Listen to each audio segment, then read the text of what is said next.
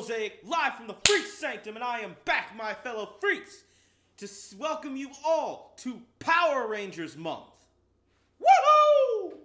In case you hadn't heard, this month I will be doing a video every Monday, Wednesday, and Friday of Power Rangers related content leading up to and celebrating the new Power Rangers movie coming out this month. I am so freaking excited. And to start it off, I thought it would be best that I preface this whole month with my personal history with the Power Rangers franchise. So without further ado, let's kick this off right.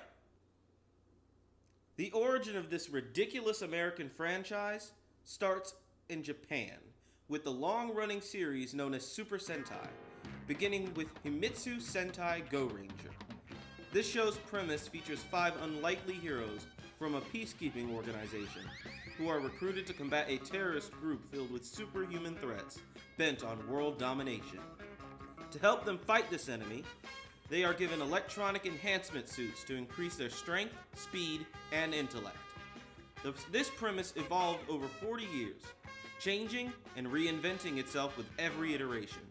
In the 1980s, Haim Saban, head of Saban Entertainment, became very interested in Super Sentai and started to campaign to adapt it into a kids show, passing a tape of Shodenshi Bioman to different networks.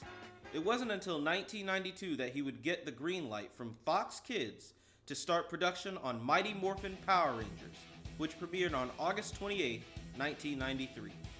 This show about 5, later 6, teenagers with attitude fighting the evil witch Rita Repulsa with the help of a robot and a space wizard would take over the world, running for 3 seasons and even getting a feature-length film with some minor to major changes over time. In 1996, however, the show decided it was time for a super major change and became Power Rangers Zeo, incorporating Super Sentai's trait of switching out the powers every season to match the Sentai they were adapting. The show would keep its central cast, so to speak, through Power Rangers in Space, with it and all preceding seasons becoming known as the Zordon era. Starting with the next season, Power Rangers Lost Galaxy, every season would have its own cast, storyline, and powers as they adapted a different Sentai.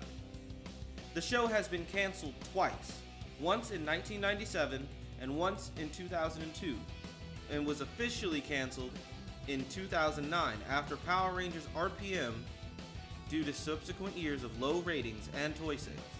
The show would be saved, however, when the franchise would be bought back by Saban Brands, and Samurai Sentai Shinkenger would be adapted into Power Rangers Samurai to air on Nickelodeon, where it has once again gained popularity. The show has been running for 23 years and shows no signs of stopping with the recent premiere of Power Rangers Ninja Steel. My history with the franchise starts with Power Rangers Wild Force, my first season. Because of the animal theme and the coolness factor of Red Ranger Cole Evans, I became an instant fan. I had action figures, games, pajamas that I wore to school.